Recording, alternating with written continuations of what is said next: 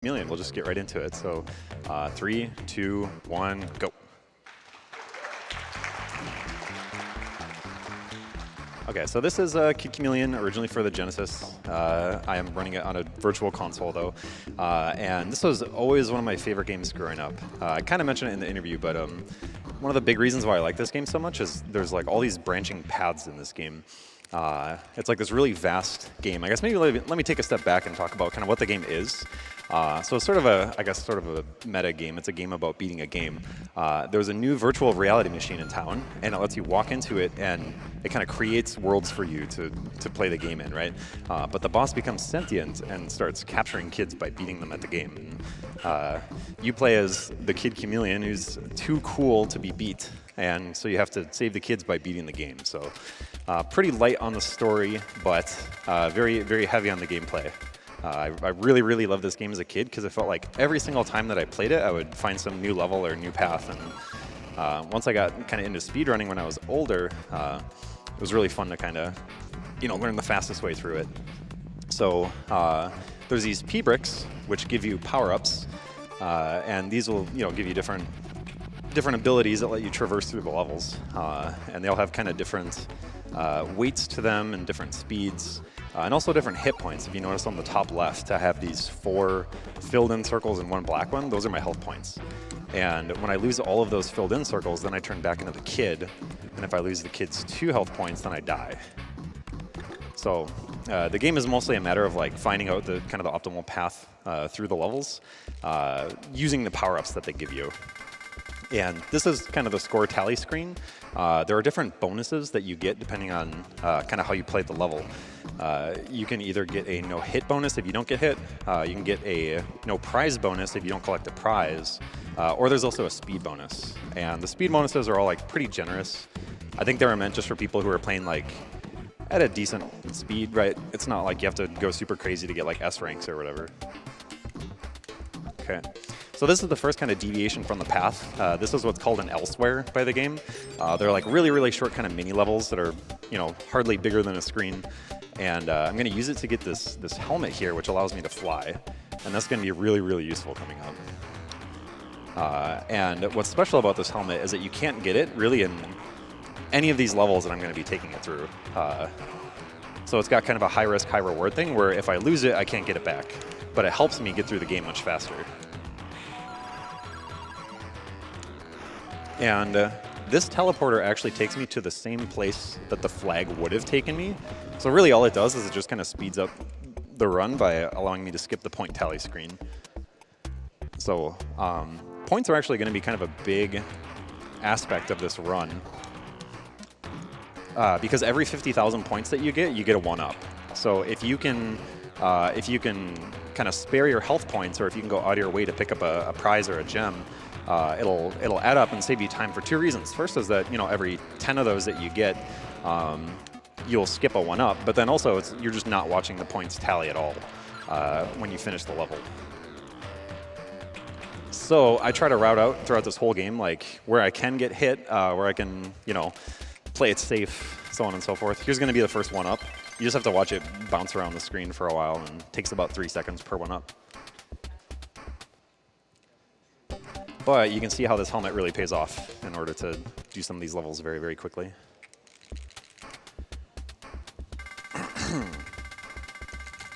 So coming up here is one of the first kind of like death wall stages. There's like a approaching wall of saw blades that'll kill me instantly if it touches me, so gotta go fast. That's pretty fast.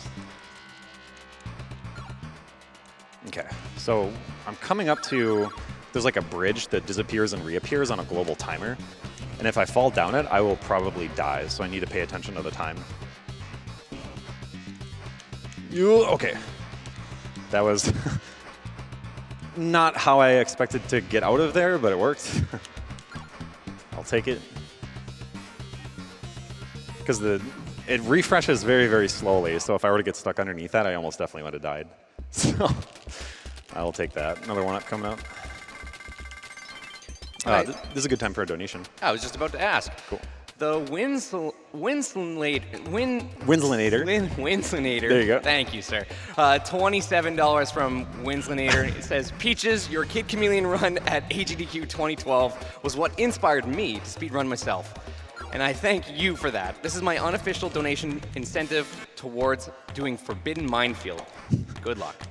I was going to do it anyways, but thank you, Wins. Yeah, so Winslinator, here, this is a good segue into kind of the history of speedrunning of this game. So for a long time, I was the only person who really ran it, at least like seriously, right? There's plenty of people who kind of like picked it up here and there, but I was really trying to like push it lower. And after I think it was AGDQ 2015, I think it was, I ended up kind of like taking a break with it, and the Winslinator came onto the scene, and he found a bunch of new boss skips, or not skips, rather, boss strats. And they're pretty sick, so he beat my time, and so I was compelled to like pick the game back up. And you know, he said that I inspired him to start running. Well, he inspired me to come back. So shout outs to the Winslinator. So that was Sinister Sewers. That was a level where RNG can play a factor, but of course it didn't. So in that level, there are tornadoes that fly around, and they're RNG based. I can't like manipulate where they're flying. And it's just kind of a Murphy's Law thing where I swear every time I go in there with 2 HP, they're nowhere to be seen. And every time I go in there with 1 HP, I lose my helmet here. So it figures, you know, that they wouldn't show up. Yeah, this next level is also good for a donation if there's another one waiting. Absolutely. This was cool. $10 for Doctors Without Borders. It's from Zach SK. It says, go Peaches. Even without live footage of an actual dog, I'm sure you can do well. Shoutouts to Reggie the dog. Thank you, Zach. That dog is adorable, by the way. Yeah, thank you.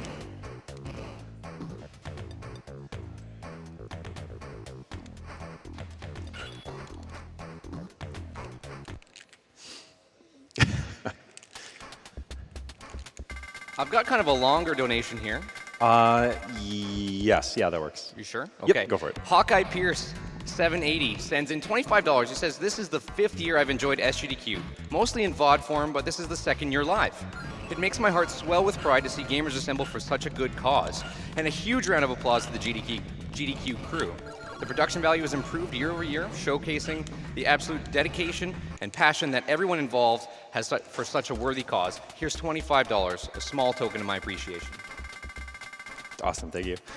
So in that level, you might have noticed that I kind of like backed up even after I sort of cleared that last obstacle. The reason was I deliberately took a hit. Like I went out of my way to take a hit. And the reason for that is that later in the run, there's going to be a potential for me to skip a 1-up by opening a block that gives me 10,000 points. And if I do that during a level and I cross over that 50,000 point threshold, it'll skip the 1-up animation and save about 3 seconds. So me backing up for a little bit there might end up paying off. So we're going into the first boss here. This is Shishka Boss. Hopefully I'll get the new strat. Let's find out.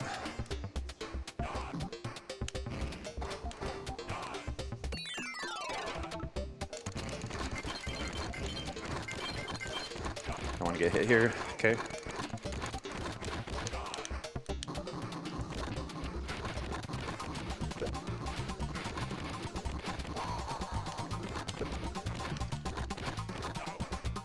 Perfect.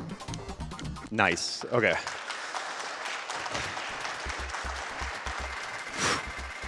That was really good. That's a lot faster than anything you've seen in Marathon before. So shout outs to the Winslinator. He kind of adapted that into RTAs, and yeah, I have him to thank for that time save. So that was the first stage of the game. Even though the paths kind of branch all over the place, as long as you don't skip bosses, you have to go through them, right? Whoa, whoa, whoa, whoa! I lost visual. Completely lost my visual.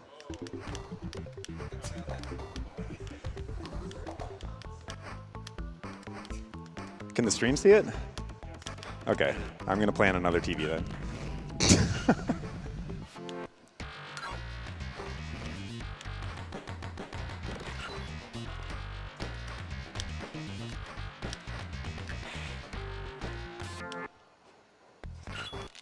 Should I just move my chair? Peaches, can I sneak in a donation here? Yeah, go for it. All right. This is from Sloth Hummus. Slot Hummus? Oh, okay. This guy sends in $500. I love this guy.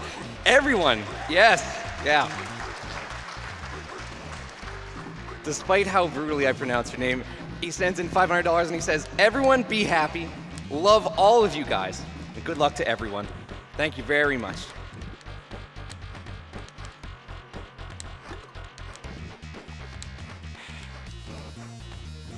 One more for you, Peaches, if it's all right. Yeah, go for it. Telestio sends in $25 and says, always a pleasure to see Peaches do a run. It's only been a week since your last Kid Chameleon record break, but here's to hoping. And he adds Frankerzy. Okay, so we're getting to another helmet that's going to be really important to hang on to. It's this guy right here. And whoops, kind of wanted to bounce 3 times. Yikes. I have to play really safe on these things because these platforms are really glitchy. If you actually touch one as it's rising, it will like squish you on the way up. So you have to just completely respect them. All right, so now that I've got this, I can just kind of fly over this level. And it's kind of silly because this level actually got some optimizations too. The thing about flying is that when you fly, you sort of decay to a slower speed than you do when you're running. So anytime that you can land on something to return to running speed and get your momentum up, that's going to speed you up. So at the beginning of this level, there was a new kind of jump that I wasn't doing before that saved like half a second, which is, I think it's kind of silly how there was an optimization on this level that's like so incredibly simple. And I could fly through that dude and take a hit. It would save like about a second. But I really, really want to keep my HP for the level after this next one.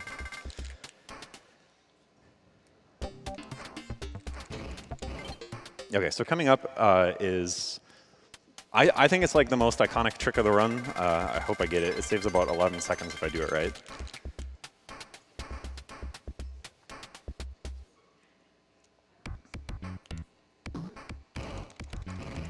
Nope, didn't get it. Oof, that's a bummer. Well, there's still plenty of time to save compared to my GDQ 15 run. That was kind of one of my like unofficial goals going into this was I really wanted to beat my 2840 from AGDQ 2015. So that's 11 seconds I'm going to have to make up for it, but that's okay. It's better than dying because there's 2 ways to get that trick. You can either get a double bounce, which kind of guarantees that you're going to get the speed that you need, or you can get a single bounce, which means that you have to land really early and then fly really, really quickly. And if you do that, there's a pretty good chance that you won't touch the ground fast enough and you won't get out of your flying animation and it squishes you, so you die. So I avoided that. That's good, at least. Ugh.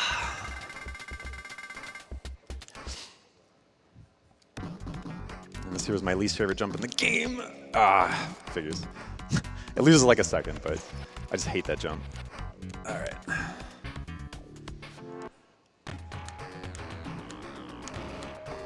And so that's like the main goal is I want to beat that 2840. I guess a nice secondary goal would be to try to get a 27. I'm assuming that's why Wins donated $27 earlier. Kind of a symbolic donation. The record, by the way, for this game is 27:05, which I actually set the Monday before GDQ. Ooh, am I going to go for this? No? Okay. There's a cycle skip I could have gotten, but that's another one that I was dying on in practice, so just take it easy for a little bit.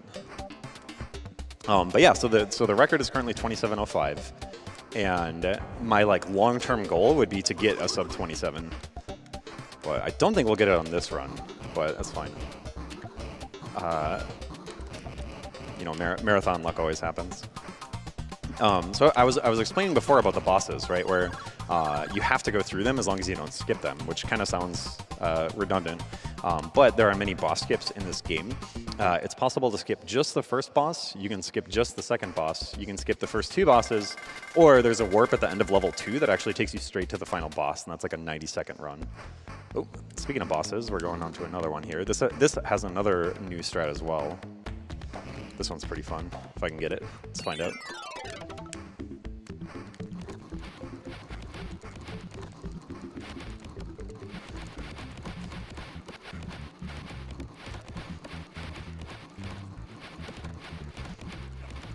Die, please. Yes.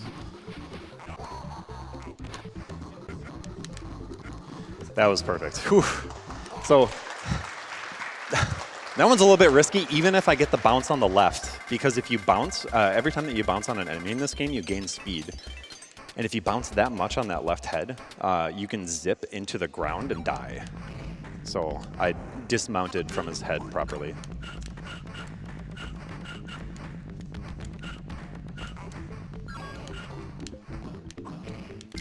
But yeah, because of the fact that you can skip most of the bosses, that's kind of where a lot of the category runs, category names kind of come from. Because I remember, geez, I first ran this game, it must have been like 2012. I was doing a, not like quite blind race, but just like rusty race with Held. And we did a race just to beat the first boss. And so we called it, I think it was just like beat boss 1. It was really fun, so we decided to do it again. And from there it was like, beat boss 2, beat boss 3.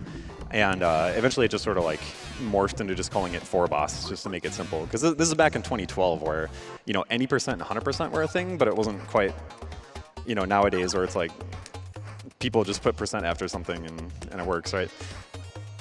So category names weren't like super established, I guess, back then. So that's kind of the reason for it being called 4 boss.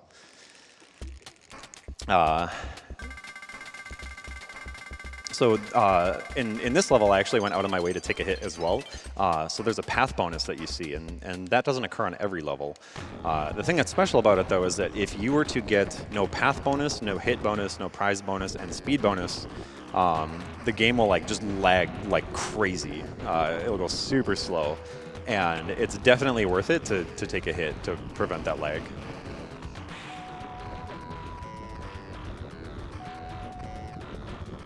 So I'm a little bit worried because I didn't take a hit in Sinister Sewers, so that means that I can't afford to go into a very hard trick with 2 HP. Get away from me. Okay, 1 yo-yo. All right, I'll take that. So I want to get hit once here and then once on the next level. And the Winslander mentioned in his donation that I need to go for the Forbidden Minefield. So this is like a little bit of a meme trick, but I'm going to go for it anyways. It's very, very tough and has not a super high rate of success, but still have to go for it. I have to do it. No one will let me live it down. The Kid Chameleon community will never let me show my face again. All right, we're going to go for it. It's right here. Perfect. Okay. Okay. All right, that salvages everything. I'm happy now. I don't care if this is like a 35. I got it. All right, so if I were to touch any of those, and the hitbox is much bigger than it looks, if I were to touch any of those, I would have lost my helmet and had to restart the level. And there's a save strat that's like 100% guaranteed, and it only costs 1 second. So I risked about 30 seconds of time loss to save 1 second for you guys. Oh, I'm really happy that worked. Good Lord.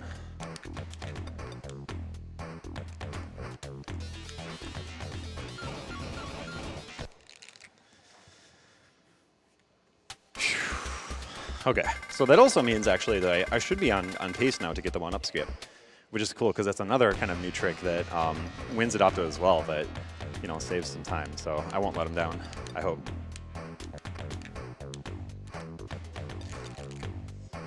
So with the fly suit here, you kind of like stick to, whoa, get away from me. All right, that's okay.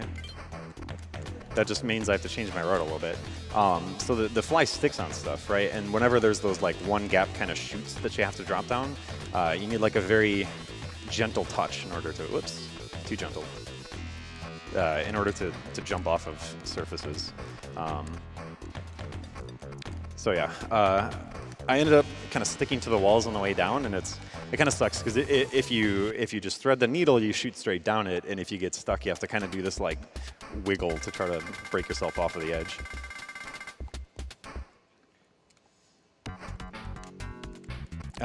This is a good time for a donation if there's any. There are plenty coming in for this run, Peaches. All right, cool.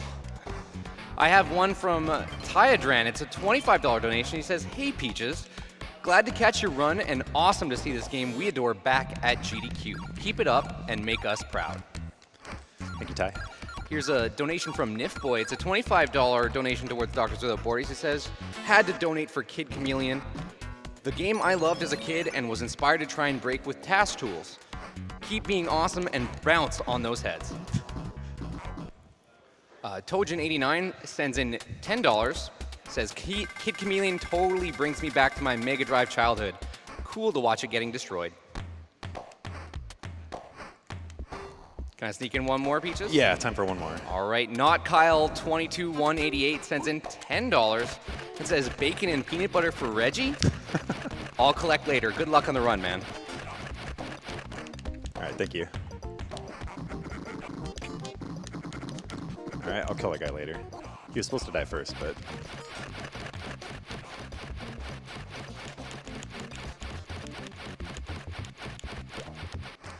All right.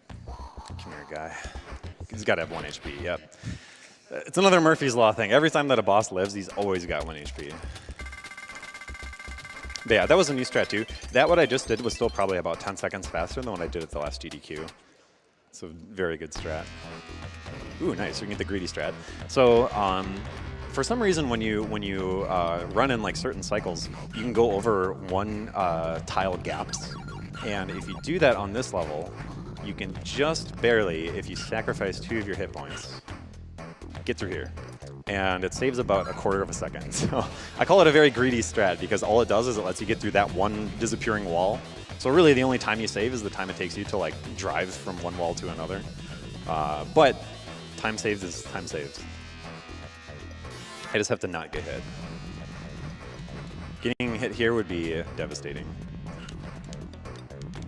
Because in this level, you just turn upside down and do all this. I would have to go up all this on the left side as the kid. And it's actually like optimal to get hit there. I'm fine with that. Okay, so speaking of RNG again, these are the aliens, and these are just absolute run killers, just constantly. Ooh, that was actually very nice. Oh, that was good RNG. Usually these guys will kind of like park themselves over you and just kind of like rain down their urine on top of you, and it really sucks. If I were to take damage there, I would have to just restart the level, because you cannot shake them once they lock onto you.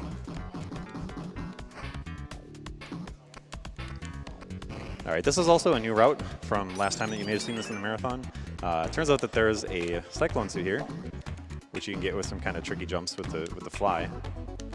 Oh, okay. Do not want to get hit twice. All right. And that allows me to enter Ice God's Vengeance, which is kind of one of the more...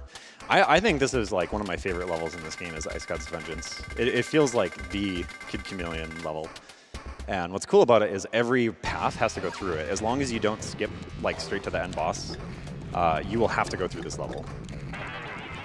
And it makes me a little bit sad because like I thought that the old route with the fly was really fun, but it's fast and easy with this, so I'll take it. Something that's kind of weird about this cyclone suit is that you don't want to mash as fast as possible to fly. You need a very specific rhythm. If you mash, you'll like bump your head before it's ready to like take another hit to, you know, continue revealing those platforms. Ooh, okay, get away from me. All right. That was spooky. Okay, oh, I didn't see my points. I don't know if I can get a one-up skip. I'm just gonna go for it. I wasn't paying attention. So the idea as you enter this level, or rather as I enter Ice God's Vengeance, because that's the last flag that I touched, if I enter it with anywhere between 540,000 and 549,990 points, I can open up a 10K brick in order to skip a one-up here. So I don't actually know if I'm primed to get it, but I'm just gonna go for it anyways.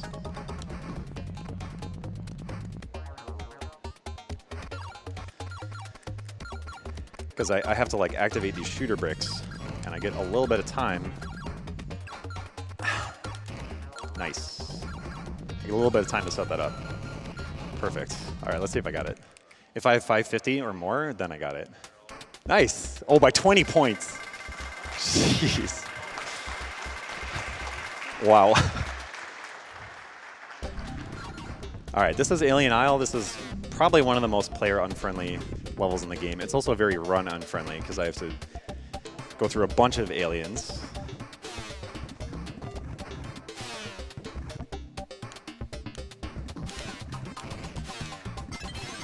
That was a continue. Never going to use it, but it's fun to collect it. All right, stay away.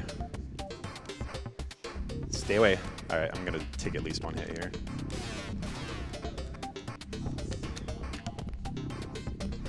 Get away from me.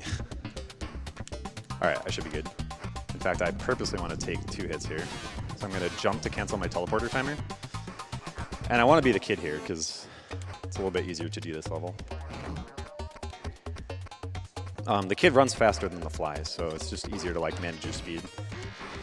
All right, so we're coming into one last RNG kind of gatekeeper. This is kind of like Super Mario Bros. 3 basically. I want to not get hit by any of these hands. 1 hit's fine, I'll take it. And here, I'm just going to let Jesus take the wheel. Like, don't hit me, please. Okay. I just go neutral there, and it's about like an 80% chance that I don't get hit. Sometimes the hand just jumps into me anyways. So it's good. That means I can go for a cycle skip in this next level.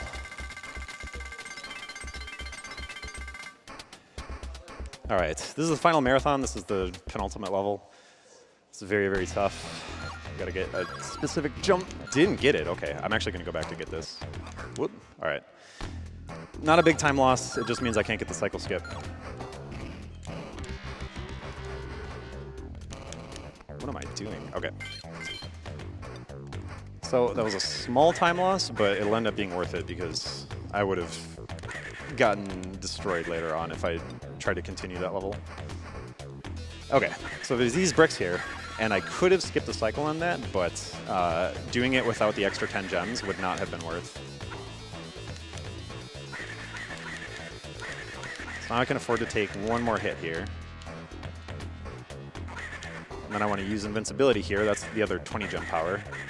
Which, by the way, I probably should have explained that. So the gems that you get, every helmet has its own set of powers that you activate when you hit a certain threshold of gems.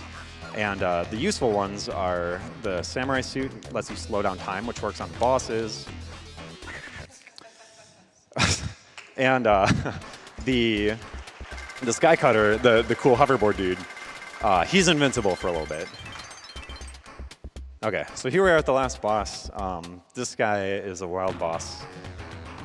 Hopefully I don't mess this up, because it's very, very easy to mess up.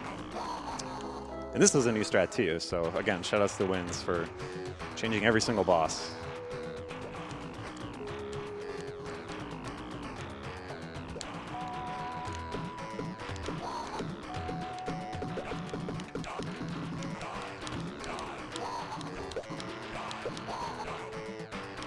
Ooh, that's not good.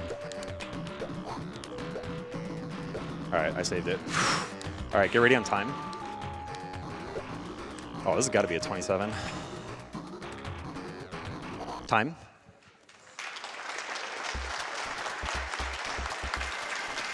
That's got to be like a 27:40.